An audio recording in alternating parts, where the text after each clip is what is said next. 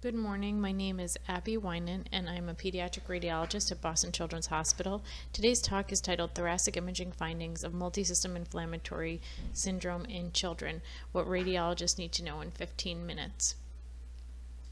The learning objectives for this talk are to review the imaging findings of pediatric COVID-19, learn the clinical presentation and imaging findings of multisystem inflammatory syndrome in children, and recognize the imaging differences between multisystem inflammatory syndrome in children and acute pediatric COVID-19 infection.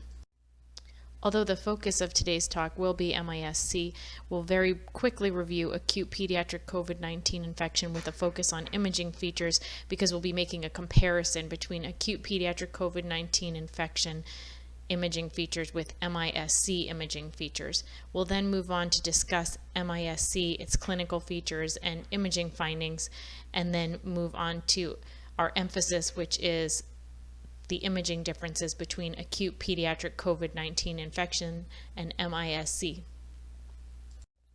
So just a very quick background review of SARS-CoV-2 infection, as I know we are all very familiar with this ongoing global pandemic. So SARS-CoV-2 is a novel, highly contagious coronavirus responsible for COVID-19, also known as coronavirus disease 2019. It's been responsible for the COVID-19 global pandemic, which is an ongoing public health emergency with more than 18 million cases worldwide and more than 4.5 million cases in the U.S. and continuing to grow quickly, especially in the United States. So I wanted to emphasize the temporal association between acute COVID-19 infection and MIS-C onset in a geographic region. On the right, this graph from the CDC depicts pediatric COVID-19 activity and MIS-C activity, with the green line reflecting positive pediatric COVID-19 tests and the blue bars reflecting MIS-C cases. And as you can see, the MIS-C peak occurs approximately 1 month after the acute pediatric COVID-19 infection peak, supporting the presumption that MIS-C is likely a post-viral inflammatory syndrome in children with prior COVID-19 infection. So first we'll do a quick review of the updated epidemiology and imaging findings of acute pediatric COVID-19 infection before comparing with the clinical and imaging features of MIS-C. So as of August 6th of 2020, there were greater than 380,000 reported pediatric cases of COVID-19 in the United States, and over 175,000 of them were discovered during the month of July. The initial CDC data estimated that 1.7% of COVID-19 cases in the U.S. were pediatric, but actually newer statistics have shown that children represent over 9% of COVID-19 cases in the U.S. And while early studies suggested that pediatric COVID-19 was relatively mild, newer studies are demonstrating a higher than previously recognized rate of severe illness in children with acute COVID-19, with infants less than 1 year especially vulnerable to severe infection. Chest radiographs in acute pediatric COVID-19 can be normal. However, the most common radiographic findings include bilateral ground glass opacities with or without consolidations, most prominent in the mid and lower lung zones with a peripheral and subpleural predominance. And on the right, we have a case from a 13-year-old female with a history of sickle cell disease presenting with positive PCR for COVID-19 and hypoxia. Her frontal chest radiograph shows bilateral peripheral predominant, multifocal patchy ground glass opacities, as well as more focal confluent opacity in the retrocardiac region, typical chest radiographic findings of acute pediatric COVID-19 infection. Of note, her underlying cardiomegaly was stable from prior radiographs and likely due to her underlying sickle cell disease. Chest CT findings in acute pediatric COVID-19 infection are similar, most commonly bilateral multifocal ground glass opacities with or without consolidations, again with a peripheral and subpleural predominance. Bronchial wall thickening and peribronchovascular opacities are more frequently described in children than adults, but are not typical findings. Extraparenchymal findings, including adenopathy and pleural effusions, are rare and atypical and should raise concern for alternative diagnoses. On the left, we have an axial lung window chest CT image from the same 13-year-old female with a history of sickle cell disease presenting with acute COVID-19. And this chest CT demonstrates several right lower lobe and right middle lobe peripheral, rounded, nodular, consolidative opacities, some with surrounding ground glass halos, which is often seen in the early phase of acute pediatric COVID-19 infection. In addition, there's more confluent consolidation demarcated by the asterisk in the left lower lobe, which is a typical finding of the developed phase of acute pediatric COVID-19 infection. This slide depicts the three phases of acute pediatric COVID-19 infection that have been described. In the first phase on the left, the early phase is often characterized by the halo sign seen in up to 50% of patients, characterized by local infection with surrounding vascular congestion. Then moving on to the progressive phase, characterized by more diffuse ground glass opacity, sometimes with crazy paving as the infection spreads to adjacent alveoli. Finally, in the developed phase on the right, we have more dense confluent consolidation as the alveoli fill with fluid and inflammatory cells. So moving on to our central topic, what is multisystem inflammatory syndrome in children, or MISC? Well, we've had almost 600 cases of MISC reported in the U.S. and at least 10 deaths, and it continues to increase, especially in the United States. The vast majority of MISC patients have positive SARS-CoV-2 antibodies or a history of recent exposure. Cases have occurred predominantly in Europe and North America, typically about 1 month after the COVID infection peak in a region. And MISC is characterized by a severe febrile inflammatory Kawasaki-like illness, often requiring ICU-level care.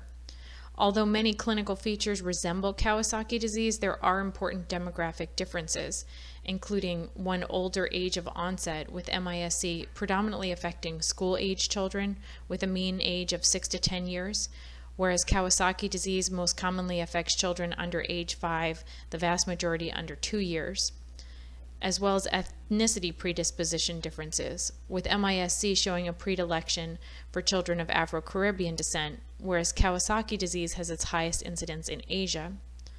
Although Asia was an early hotspot for early COVID-19 infection, there have strikingly been no reported cases of MISC in Asia.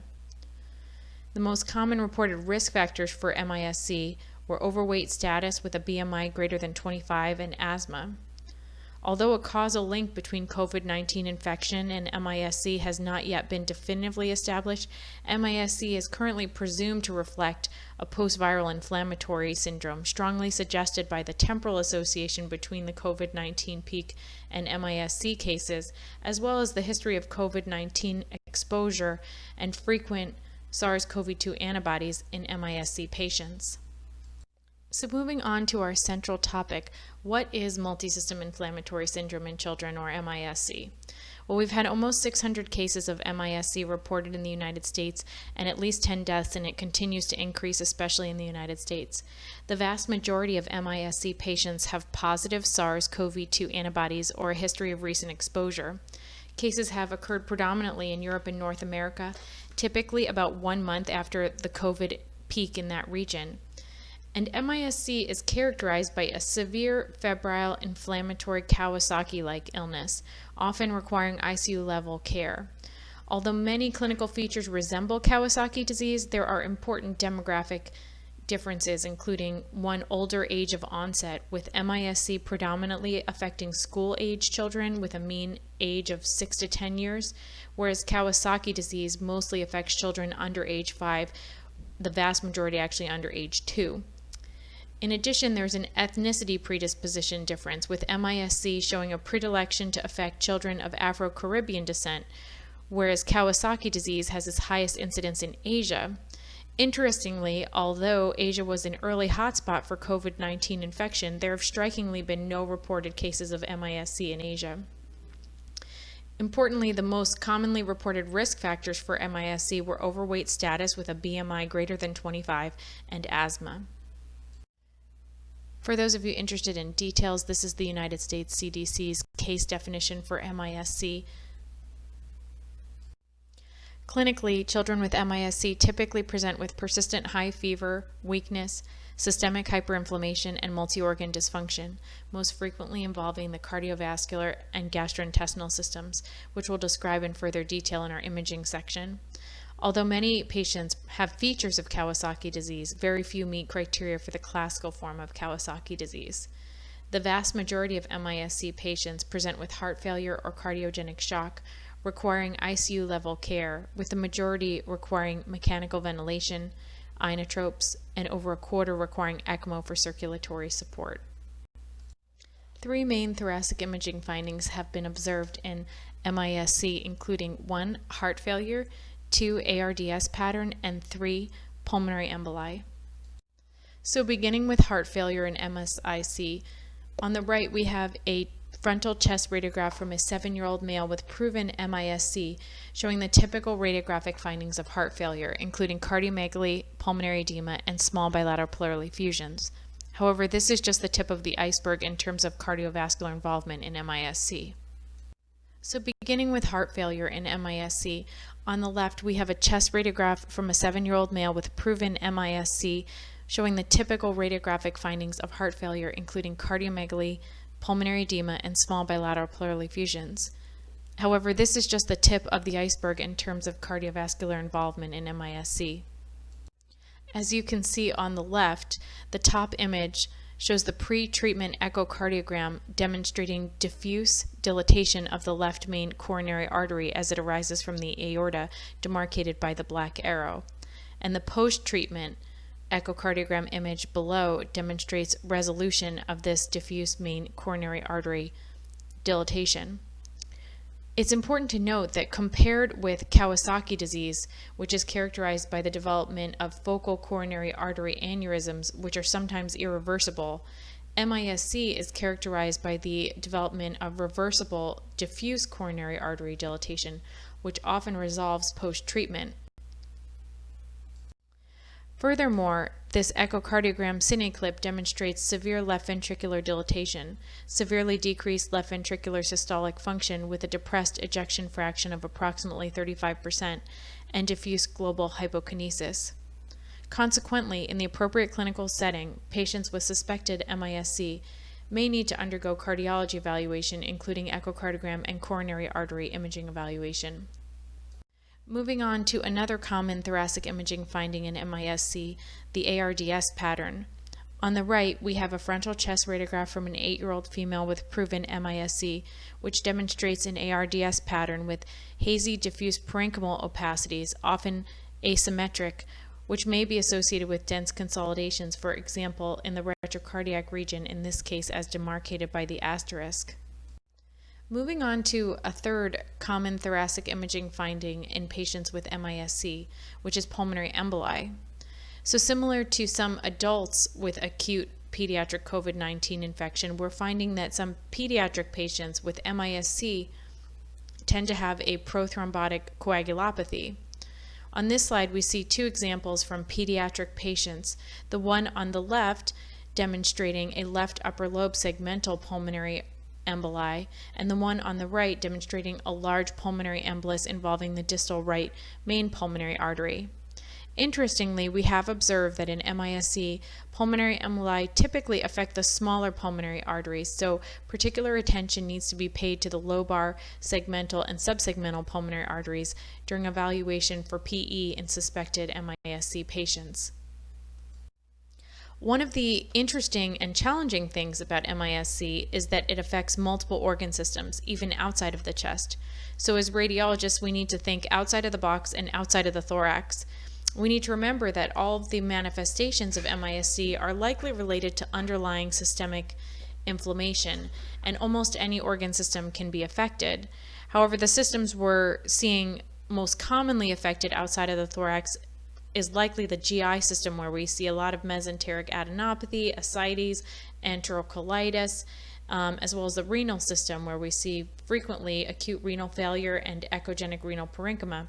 However, we've seen less common involvement of the large airways, including glottic edema, and even musculoskeletal involvement, including toxic synovitis. So this is a case of a 7-year-old male with a history of asthma and obesity presenting with proven MIS-C.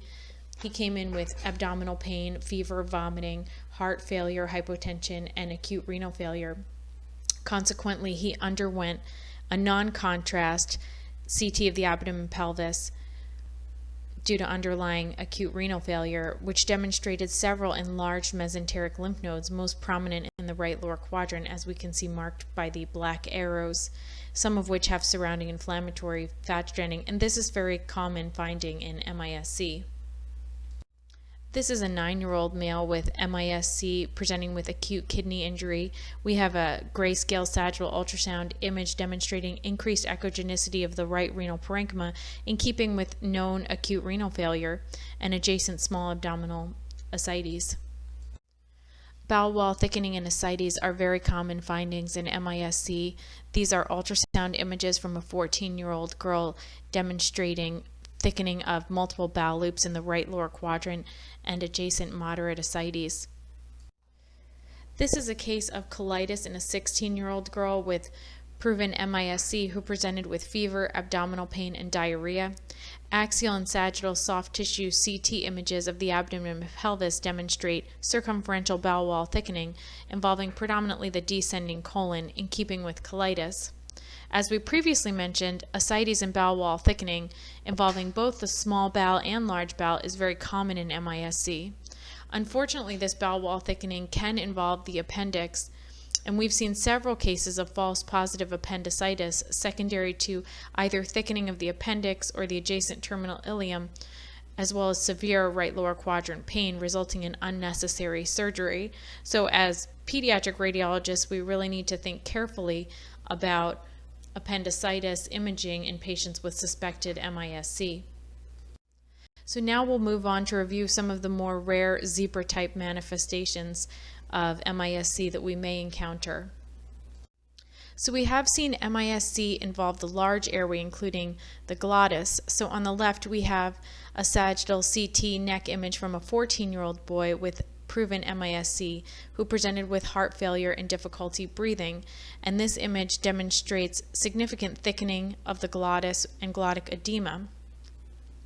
Interestingly, while MISC can affect the large airways and behaves Kawasaki-like, Kawasaki disease has a similar but different imaging feature depicted on the right, which is an image of retropharyngeal edema. So on the right, we have an image from edema in the retropharyngeal space in a patient with Kawasaki disease mimicking a retropharyngeal abscess. So it's just important to remember that MISC is Kawasaki-like, but it's not the same. Lastly, we have a musculoskeletal manifestation of MISC. We have a 6-year-old boy with proven MISC with fever for 1 week and left hip pain and limping, and we have sagittal grayscale images of the hips demonstrating a moderate left hip joint effusion with synovial thickening in keeping with left hip toxic synovitis. So it's important as pediatric radiologists for us to keep in mind that in patients with appropriate risk factors or additional symptoms, we need to consider MISC when we see toxic synovitis. So this is just a summary slide to emphasize the imaging differences between acute pediatric COVID-19 infection and MISC. So it's important to remember that acute pediatric COVID-19 infection predominantly affects the pulmonary parenchyma. In contrast, MISC is a presumed post-viral inflammatory syndrome that can result in multi-organ inflammation, most commonly affecting the cardiovascular, gastrointestinal, and renal systems. However, pretty much any organ system in the body can be affected. So this table summarizes some of the key differences in imaging findings between acute pediatric COVID-19 infection and MISC. Particularly, acute pediatric COVID-19 infection manifests predominantly with bilateral lower lobe predominant peripheral subpleural ground glass opacities and/or consolidations and affects predominantly the pulmonary parenchyma. In contrast, even the pulmonary involvement of MISC is different from the appearance of acute pediatric COVID-19 infection, with the pulmonary manifestations of MISC including pulmonary edema and/or ARDS.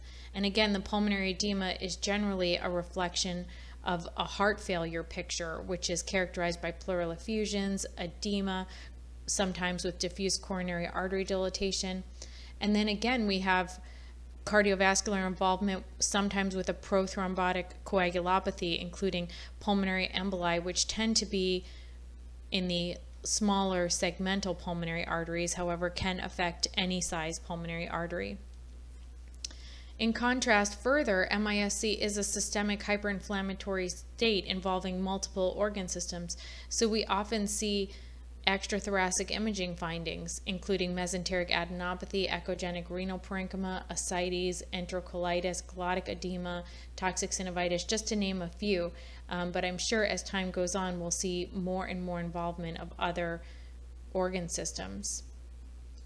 So in summary, MIS-C is a presumed post-viral inflammatory syndrome with distinct radiologic imaging features compared to acute pediatric COVID-19 infection. And the three most common thoracic imaging findings in MIS-C are heart failure, ARDS, and pulmonary embolus.